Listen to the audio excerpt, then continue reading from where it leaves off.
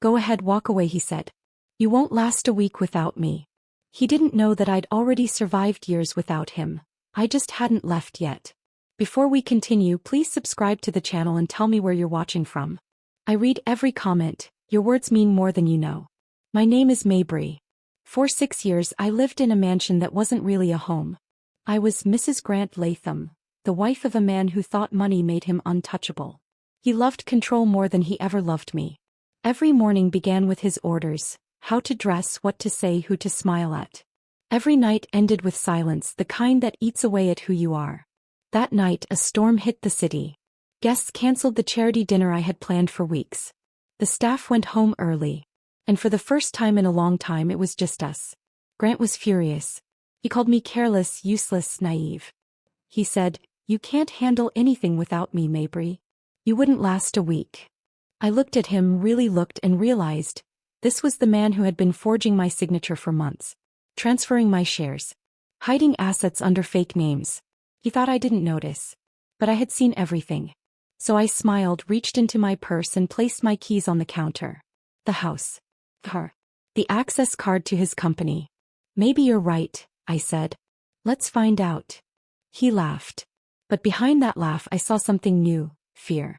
He had no idea that I'd already recorded his phone calls, copied his files, and sent everything to someone who knew exactly what to do with it.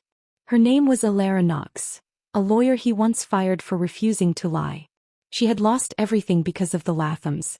And now she was helping me build something in secret. A company called Phantom Bloom. I didn't tell him that. I just walked away. The rain outside felt colder than I expected, but freeing. My driver opened the door and I stepped in, leaving behind the life he thought he owned. As we drove off, I watched the lights of the house fade into the storm. I wasn't scared. I was calm. Because for the first time in years I had the upper hand. He believed I was nothing without him. He had no idea I was about to take back everything he stole. If you've ever been told you're nothing without someone, stay with me. You're about to see what happens when silence becomes strength. The rain outside that night sounded like applause. Maybe it was. Because as the car pulled away from the mansion, I felt something inside me finally unclench. For years, I had been the quiet shadow next to Grant Latham, his perfect wife, smiling for photos, nodding in meetings, playing my role in his empire. But now the performance was over. I checked my phone. A message from Alara blinked on the screen. "Safe." I typed back, "Yes. It's done." That was all we needed. We had spent months planning this, quietly, precisely under his radar. Grant had always underestimated me, the same way powerful men underestimate quiet women. But silence doesn't mean weakness. Sometimes it's strategy. When I first met Alara Knox, she was nothing like I expected. I'd imagined a ruthless lawyer in a crisp suit. Instead, she was calm, soft-spoken, with eyes that looked like they'd already seen every kind of betrayal. She used to work for the Lathams, back when the family's wealth came from investments. But Alara had discovered the truth. The Lathams didn't invest. They drained. They built shell companies in women's names, took loans, and let those women take the fall when everything collapsed. One of those women had been her sister.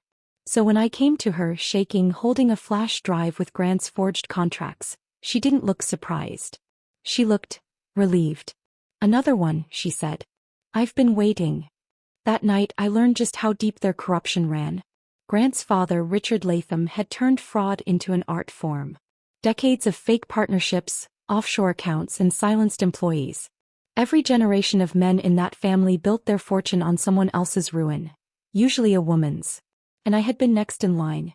Grant had forged my signature on a trust amendment that would have transferred my holdings to Latham and Vale Capital, in the event of incapacity. Meaning, if something happened to me, everything I owned would go to him. If I were declared mentally unfit or even slightly unstable, it would all be his. Suddenly, every strange moment made sense. The way he'd offered me vitamins when I was tired, the doctor's notes I never saw, the papers I was told not to worry about. He hadn't planned to divorce me. He'd planned to erase me. That was the night I stopped being afraid. Alara and I met twice a week in a small cafe downtown. No names, no phones, no trace. She taught me how to gather evidence properly, how to duplicate drives without triggering internal alerts. We set up Phantom Bloom Holdings. a company that mirrored his own investment patterns, but funneled money away from his control.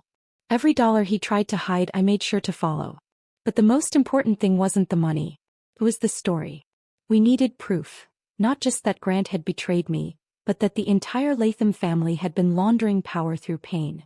That's when Alara told me about Margaret. Margaret Hale, former assistant to Richard Latham. Fired 20 years ago after she threatened to expose internal mismanagement. They said she had health issues. The truth was she had a file, an archive of documents that could destroy them all. No one had heard from her in years.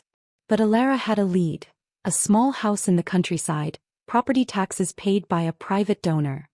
We both knew who that donor was. So one morning I drove there. Alone. The road was narrow, the air cold and clean. The kind of quiet that feels suspicious when you've lived too long in noise. When I knocked, the door opened a crack and an older woman with sharp gray eyes looked me up and down. "You're one of his," she said. Not a question. "Used to be," I answered. Something softened in her face. She stepped aside and let me in. Her house was filled with boxes, labeled years, dates, names. The smell of old paper and something like lavender. Margaret had kept everything. Emails, ledgers, notes, handwritten letters from women who had worked for the Lathams, begging for help. Some had lost their homes. Some had gone missing. One file had my own name on it, dated 3 years ago. I opened it. Inside were copies of property transfers, medical recommendations, and a draft of a power of attorney, all signed Mabry Latham. Except I had never seen them before. Margaret's voice broke the silence. "They plan to declare you unfit," she said. "It's what they do. You're lucky you caught it early." Lucky. That word stuck to me like smoke. I stayed for hours, scanning documents, taking photos, making backups. Margaret handed me a flash drive and said, "If anything happens to me, promise you'll finish this." I did. Driving back to the city that night, I felt something shift inside me again. It wasn't just about revenge anymore. It was about justice, for every woman they'd buried under contracts and charm. When I got home, Alara called. Her voice was calm, but I could hear the energy in it. "You did it," she said. "We have enough. Enough to bring them down." That night, I sat on the edge of the bed in the tiny apartment I was renting under another name. Outside, sirens wailed and neon lights flickered through the blinds. I opened my laptop and watched files upload one by one into secure folders, each labeled with a date, a code, a person. It wasn't dramatic. It wasn't loud. But it was power, quiet, deliberate power. Grant had once told me, "You'll never survive without me." He was wrong. I wasn't just surviving. I was rebuilding. And soon he'd learn exactly what happens when a woman he thought was powerless learns how to fight in silence. If you're still listening, thank you. And if you've ever been underestimated, remember, silence isn't surrender. Sometimes it's preparation. There's something strange about freedom. At first it doesn't roar. It whispers. Mine whispered through the hum of my laptop as I watched the first files transfer to a name no one in the Latham family had ever heard before. Phantom Bloom Holdings. Phantom Bloom started as an idea over coffee with Alara. We wanted a name that sounded harmless, almost poetic. Something that could blend into the noise of the corporate jungle. She said, "Flowers that bloom in the dark, that's what women like us are." So we built one. Phantom Bloom became our ghost. A company that looked small and unimportant but sat right in the blind spots of Grant's empire. It mirrored his business patterns perfectly. Same vendors. Same deals. But with one difference. Every transaction was clean. Transparent. Traceable. The kind that would make regulators curious. While Grant spent his days barking orders and signing fake contracts, Phantom Bloom was silently duplicating the paper trail he thought he'd buried. Alara called it surgical revenge. I called it justice with Wi-Fi. Grant didn't notice anything at first.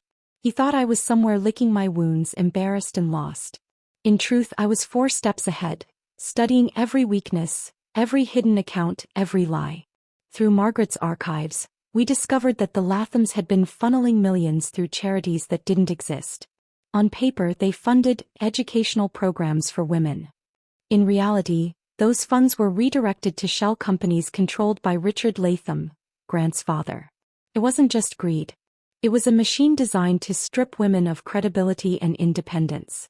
And the documents Margaret gave us? They were dynamite. Alara began organizing everything. Names, dates, bank codes, signatures. I watched her eyes light up as the puzzle came together. Piece by piece, truth by truth. This isn't just about your husband, she said. This is an entire network. At night when I was alone, I'd think about Grant's voice. Calm, smug, confident. The way he used to say, "I built everything we have." Now that same confidence would be his undoing. The first phase of the plan was simple. Make the empire doubt itself. We sent anonymous tips to investors, small fragments of truth, just enough to rattle the surface. A leaked email here, a suspicious audit there. The market doesn't need full proof to panic. It only needs uncertainty. By the end of the month, Grant's firm, Latham and Vale Capital, had lost 2 key partners. He blamed hackers. He blamed competitors. He never once blamed the woman he'd dismissed as useless. While he scrambled, Phantom Bloom made its first public appearance, acquiring a small data consulting firm that used to work with Latham and Vale. The news barely made a blip. But behind the scenes, every move connected to ours. I remember sitting in that rented apartment watching news tickers scroll across the screen. Every time the name Latham flashed beside the words investigation or irregularities, I felt something electric. Not joy. Not revenge. Relief. It meant the truth was no longer locked inside my head. Grant started calling me again. At first, polite voicemails. The voice of a man still pretending to be in control. Then came the desperate ones. "Mabry, we need to talk. I can fix this. You don't understand what's happening." But I did. I understood perfectly. He wasn't scared of losing me. He was scared I'd learned how not to need him. I didn't answer. Not once. Alara said silence was our best weapon. "Let him talk to the ghost he made," she said.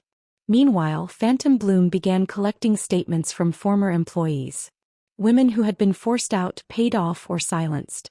We built an entire archive of testimonies, each one more painful than the last.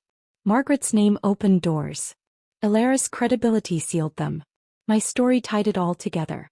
And then one afternoon Alara walked into our office. A small, sunlit space above a bakery that smelled like cinnamon and freedom, holding a folder with a red seal. "Here it is," she said. It was the official report we'd been waiting for. Preliminary approval for an interagency review. That meant one thing. The FBI was interested. I remember laughing, the first real laugh in months. It startled me. Alara smiled. "You're finally breathing," she said. But I knew the storm was just beginning. Because for men like Grant and Richard Latham, fear doesn't make them run. It makes them dangerous. Within days, anonymous letters arrived at Phantom Bloom's mailbox. Threats. Warnings. Someone was watching. Alara insisted we increase security. But I wasn't backing down. I'd lived too long pretending not to see monsters hiding behind luxury. One night, I returned home to find my apartment door slightly open. My heart pounded, but when I stepped inside, nothing was missing, except one thing. My old wedding photo. The frame was gone. The glass was shattered. That's when I realized, Grant knew. He'd finally discovered Phantom Bloom. But he didn't understand what it truly was. It wasn't a company. It was a mirror. And when he looked into it, he'd see the man he really was. The liar, the thief, the fraud. I sent Alara one message that night. "It's time." She replied instantly, "Then let's bloom." And as I sat there staring at the broken glass on the floor, I thought about all the women whose lives they'd destroyed. This wasn't just my revenge anymore. It was theirs too. If you've ever been silenced, remember this. They only fear your voice because they know what it can do when it finally speaks. The moment Grant realized he wasn't in control anymore, something inside him broke. But instead of facing the truth, he did what every arrogant man does when he feels cornered. He blamed everyone else. In the weeks after Phantom Bloom's first moves, chaos spread through Latham and Vale like fire under glass. Emails leaked. Investors called for audits. 2 major partners resigned within 72 hours. And through it all, Grant pretended it was a misunderstanding. I could picture him pacing his glass office, barking orders, snapping at assistants. He probably thought a public statement and a lawyer could fix everything. But the truth doesn't fade with press releases. It multiplies. Alara and I watched the storm from our small office downtown, surrounded by stacks of boxes and old documents. Every day another thread came loose in his empire. A whistleblower in accounting. A journalist asking questions. Phantom Bloom didn't need to shout, it just needed to show the mirror. Still, there were moments I caught myself shaking. This wasn't a game anymore. We were dealing with a family that had built their power by burying people alive in paperwork. And now we were the ones pulling them into the light. One night, Ilara looked up from her desk and said, "Do you ever feel afraid?" I told her yes. Every minute. But I'd rather live afraid than live owned. Grant, meanwhile, had turned paranoid. He hired new security. Changed passwords weekly. He even installed motion sensors at his penthouse, as if truth were a thief sneaking through his windows. But what terrified him most wasn't the law. It was losing the illusion that he was untouchable. A week later, news broke that the Securities Bureau had frozen several of his accounts pending investigation. It was only a matter of time before they traced the money back to Richard Latham, his father. And when they did, everything would collapse. Grant tried to reach me again. He called from unknown numbers, left long voicemails. Some sounded angry, some sounded broken. "Whatever you think you're doing, Mabry, stop before it goes too far." Too far. That phrase almost made me laugh. For years he'd gone too far and called it marriage. I ignored every call. My silence drove him insane. Then came the night the world finally started connecting the dots. A financial blog published an article titled, "The Phantom Investor. Who's Draining the Latham Fortune?" Within hours it hit mainstream news. Stocks plummeted. Reporters camped outside the Latham offices. The empire was bleeding and no one could stop it. Grant's father, Richard, called an emergency board meeting. He blamed Grant for being careless with public image. Grant shouted back that someone inside the family had betrayed them. They were both right, but neither of them suspected it was the woman they'd dismissed years ago. I was sitting in our office when Ilara received a call from an anonymous number. The voice on the other end was low and trembling. "I worked for Richard for 15 years, the woman said.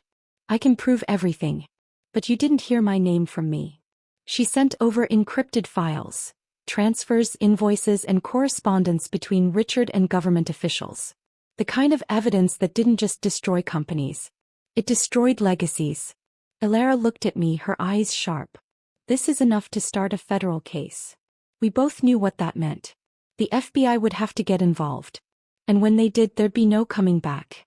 That night I couldn't sleep. The city felt louder than usual. Sirens, horns, a heartbeat under neon lights. I stared at my reflection in the window and barely recognized myself. For so long I'd been the woman who nodded, who agreed, who smiled through the hurt. Now I was the woman pulling the strings. But power changes you even when you earn it. I felt guilt mixed with satisfaction. A strange cocktail only revenge can serve. Then I reminded myself, this wasn't just about me anymore. It was about every woman whose name had been used and erased by men like them. The next morning we received confirmation. A federal warrant had been issued to review all accounts under Latham and Vale Capital. The agency's interest was preliminary, but the news was public. Every outlet picked it up. Grant's face was everywhere. Interviews, photos, videos of him pushing cameras away.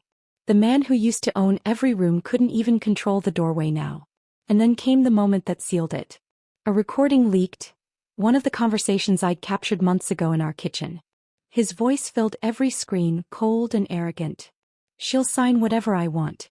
She doesn't even read the documents." That was the line that destroyed him. No one trusts a man who laughs about owning people. By evening, the Latham stock had crashed 20%. Richard was seen leaving his office surrounded by lawyers. And Grant disappeared. Ilara looked at me across her desk and said, "You know what this means, right?" I nodded. The web was collapsing. So I couldn't celebrate. Not yet. Because I knew the Lathams. Men like them don't surrender. They retaliate.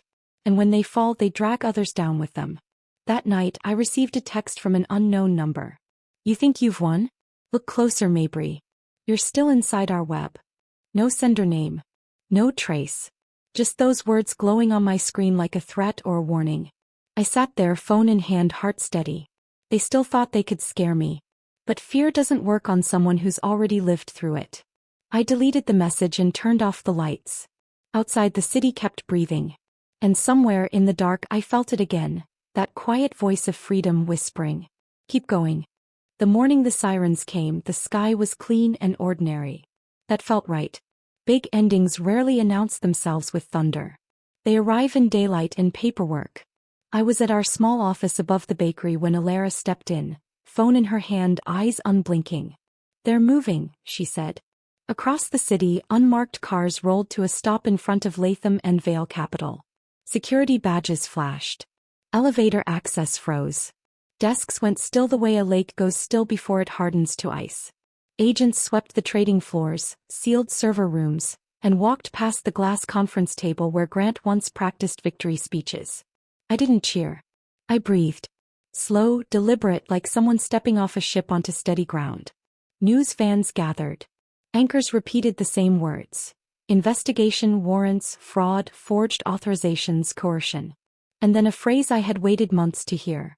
Pattern and practice. By noon, a second team arrived at Richard Latham's private office uptown. He tried to leave through the garage. Cameras caught the moment his driver's door was pulled open and he was guided out, expression set to stone. The clip looped on every channel. For years he'd been the man who didn't appear unless he chose to. Today he appeared because the law insisted. Inside our office, the cinnamon smell from downstairs drifted up through the floorboards. Alara lowered the volume, scanned a fresh email, then nodded to herself. "Accounts frozen," she said. "Travel restrictions. They're tracing overseas flows." That meant the charities, the shell companies, the fake scholarships, the private trust with women's names they never meant to protect. Phones began ringing. Former employees. 2 investors who had ignored their instincts for too long. A junior attorney who said she couldn't sleep unless she sent us the internal memo that had sickened her. Each voice sounded lighter than it had the week before, like truth had opened a window in a room they'd learned to live in without air. By late afternoon, trading on 2 Latham-tied funds halted. The board issued a statement promising cooperation. The statement read like a surrender written by a publicist. For the first time since I met him, Grant didn't control the story. He did try though. Through lawyers, through carefully worded messages. Through a voicemail I didn't play but read as a transcript. "You don't understand the damage you're doing." I understood perfectly. The damage wasn't mine. It was his, finally allowed to be seen. At dusk, Alara and I watched a press conference from the sidewalk. A spokesperson listed counts and codes and statutes in a steady voice. Reporters asked if there would be more arrests. The spokesperson said the investigation was ongoing, which is official language for yes. When the cameras cut away, the sky flushed the color of diluted wine. I realized my hands weren't shaking anymore. For months I'd lived like a tuning fork. Now I was quiet metal. People think there's joy at a moment like this. There isn't, not the kind they imagine. There's relief. There's space. There's the simple shock of not having to carry proof alone. That night I returned to the apartment I still rented under another name. I made tea and left the TV muted. Across the ticker crawled the words "Latham probe widens."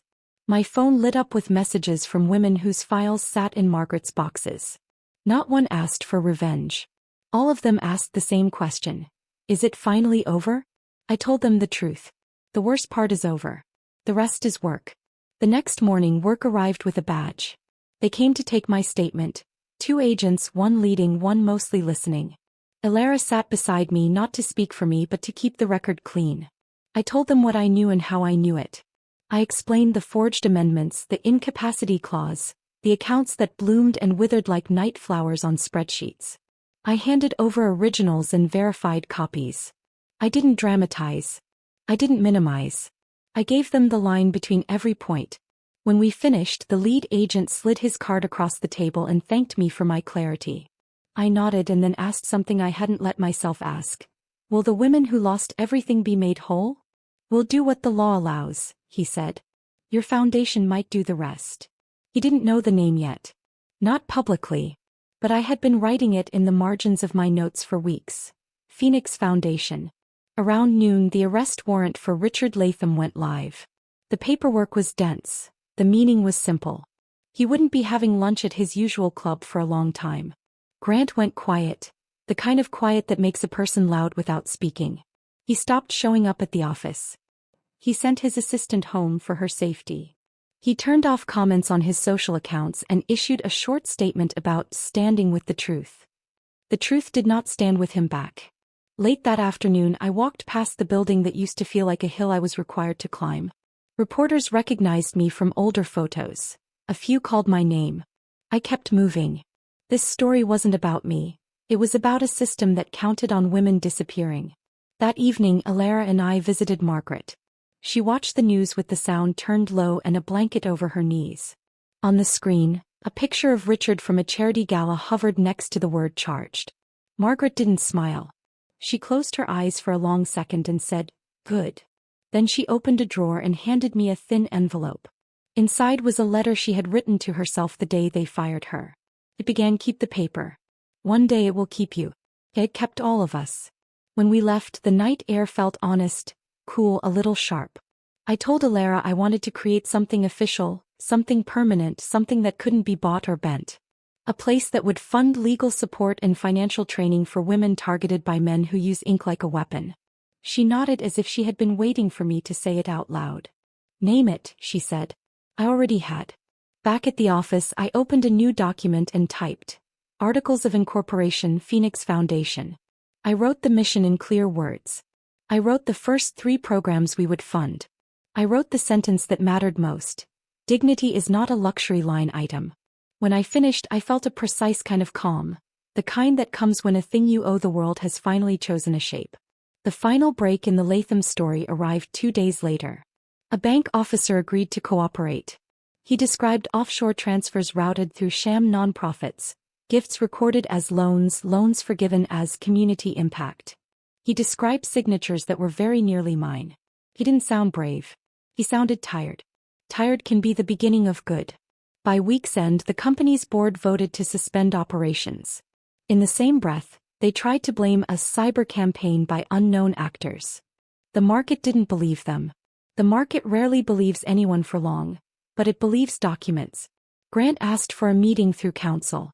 I declined through mine. I had nothing to say to the man who had once planned to erase me and call it care. Some moments of power are private. Silence is one of them. On the last night of that week, I stood on a bridge and watched the river carry city light like a second sky. My phone buzzed with a message from a number I didn't know. A photo came through. A small kitchen, a stack of bills, a child's drawing on the fridge. The text said, "Because of what you did, we can breathe." I didn't answer. When Grant finally reached out, it wasn't through lawyers or reporters. It was a short message. "Please meet me. I need to talk." I should have deleted the message. But some part of me, the part that once believed in the good version of him, wanted to look him in the eye one last time. Not for closure. For confirmation. We met at his penthouse. Or what was left of it. Half the furniture was gone, the lights dim, the air thick with something that wasn't perfume anymore. It was panic. He looked older. Smaller. The man who once stood tall over me now sat hunched on a sofa, hands trembling. "Mabry," he said, his voice hoarse. "You destroyed me." I didn't answer. I just watched him. For years I had practiced silence under his roof. Now that silence belonged to me. He kept talking. "They took everything. My accounts. My father's holdings. Our properties are frozen. The board turned on me. Do you understand what you've done?" Yes. I understood exactly. He tried again, his tone breaking. "You could have come to me. We could have fixed this together." That made me laugh. Softly. Together. He looked up, confused, as if the word had never sounded foreign before. "Grant," I said. "You forged my name. You built your fortune on lies. You tried to erase me and others. You don't get to say, 'together,' anymore." He stood pacing. "I made mistakes, fine. But you went nuclear. You ruined your own life too. You'll never escape this." I tilted my head. "Escape? I didn't come here to escape. I came here to end it." He blinked. For the first time I saw fear behind those sharp, glassy eyes. He still couldn't see it. This wasn't about revenge anymore. It was about release. He poured himself a drink, his hand shaking so hard the liquid spilled. "You think they'll thank you?" he asked bitterly. "Those women? The system? You're naive. The world doesn't care about your little crusade." I stepped closer. "Maybe not. But they'll care when they see your name in the headlines beside words like fraud and coercion. That's a start." He exhaled hard, lowering himself onto the sofa again. "So this is it? You win, I lose." "No," I said quietly. We both lost. You just don't realize what you gave up yet. He looked at me, eyes searching for pity. I had none left to give. Because I had already given him everything. Trust, time, youth, silence. I don't hate you, I said finally. But I don't forgive you either. You never said sorry, not once. Even now you can't. He looked away, jaw tight. The silence stretched between us like a broken bridge. I turned to leave. His voice stopped me. Mabry, what will you do now? I paused by the door. I'll build something that lasts. And then I walked out, past the doorman who avoided eye contact, past the marble lobby that once felt like a cage. Outside, the air tasted clean. The city lights flickered across glass towers. Symbols of power, wealth, legacy. But not mine. Not anymore. That night, I met Alara and Margaret in our small office. The sign above the door read Phoenix Foundation. We had finished the paperwork. The first donations had already arrived. Grants for women starting over, legal aid for those silenced by contracts, scholarships for daughters who watched their mothers be erased. We didn't toast champagne. We shared coffee. Alara looked at me and said, "He'll never apologize, you know." "I know," I said. "But that's his punishment, not mine." Margaret smiled softly. "And what's yours?" "To live free," I said. "And to make sure others can too." The next morning the headlines exploded. Federal indictments filed against Richard and Grant Latham. Latham and Vale collapses overnight. They would both face years in court. Me. I wasn't hiding anymore. I gave one statement to the press. "My name is Mabry Latham. I was one of many. And we're not afraid anymore." It went viral. Not because it was dramatic, but because it was true. The Phoenix Foundation received hundreds of messages within days. Stories of courage, survival, quiet rebellion. It grew faster than I ever expected. And for the first time in my life, I didn't feel like a shadow in someone else's empire. I was building my own light. Grant never apologized. Not in interviews, not in letters, not in the quiet of his empty home. But sometimes silence says more than words ever can. It says he knows he lost the one thing he couldn't forge. My freedom. If you've made it this far, thank you. If you've ever been hurt, doubted, or underestimated, let this be proof that you can rise again. People think revenge ends with a bang. It doesn't. It ends quietly with peace. The kind of peace that comes when you no longer wake up afraid of someone else's power. Months passed after the Lathams fell. Their empire collapsed like glass under pressure. Elegant, sharp, and impossible to fix. Richard remained in custody, facing multiple counts of fraud and coercion. Grant tried to negotiate a deal, but there's one thing he couldn't trade anymore. His reputation. Me. I was finally free. Freedom didn't feel like fireworks. It felt like quiet mornings. Like making my own coffee. Like signing my own name on papers that no one else would touch. It was walking down the street without someone asking, "Where's your husband?" It was breathing without permission. The Phoenix Foundation grew faster than any of us expected. At first it was just me, Alara, and Margaret in that little office above the bakery. 3 women who'd once been invisible. Then came others. Women from every background, every story. Some carried bruises you could see. Most carried the kind you couldn't. We offered legal guidance, financial literacy programs, and something far rarer, belief. Because sometimes what a person needs isn't a lawyer or a loan. They need someone to say, "You're not crazy. You're not alone. And you're not done yet." We started hearing from people all over the country. A nurse who'd been forced to sign over her pension. A student who'd been silenced by her professor's influence. A widow whose name was stolen to launder money she never saw. They reached out not because they knew me, but because they saw themselves in the story that once belonged to the Lathams. And that's when I realized, this was never about their downfall. It was about our rebirth. One afternoon, as I sorted through grant applications, I found a letter with no return address. Inside was a single sentence written in neat handwriting. "You don't know me, but because of you I left." I sat there for a long time holding that piece of paper. It was worth more than every dollar I had fought to reclaim. Because that letter meant that the chain had finally broken. Somewhere, a woman had walked out of her own cage. Alara joined me at the window, the city glowing below us. She said, "Do you ever miss your old life?" I thought about it. The dinners. The designer clothes. The photographs of a life that looked perfect from a distance. "No," I said. I miss the woman I was supposed to be before he tried to edit her. We laughed quietly. Then she said something I'll never forget. Funny how fire destroys and creates at the same time. That's why we called it Phoenix. Because you can lose everything and still come back brighter. Margaret retired soon after, finally ready to rest. Before she left, she gave me her last box of documents. I don't need these anymore, she said. You're writing the new ones. We threw a small gathering the day the foundation turned 1 year old. No red carpets. No champagne. Just women and men who believed in starting over. We stood under a banner that read, "Rise Again." I spoke last. Not as a victim. Not even as a survivor. But as someone reborn. I used to think revenge was the goal, I said. But revenge is just the beginning. The real victory is reclaiming your worth, your peace, your name. The Lathams built an empire on lies. We're building one on truth. The room went silent. Then applause, slow, steady, real. It wasn't the applause of spectacle. It was solidarity. When the event ended, I walked outside into the cool night. The street lights shimmered against the pavement, and for the first time I didn't feel like I was walking away from anything. I was walking toward something, my own life. I pulled out my phone and scrolled through the photos. Not of the past but of the future. Smiling faces, workshops, the new office under construction. And there at the top, a photo of the foundation's sign. It read, "Phoenix Foundation, for women who refuse to disappear." That's my story. It started with humiliation and ended with hope. If you've ever been told you're nothing without someone, remember, you were never nothing. You were just waiting to rise. So tell me in the comments, what does rising again mean to you? And before you go, make sure you're subscribed.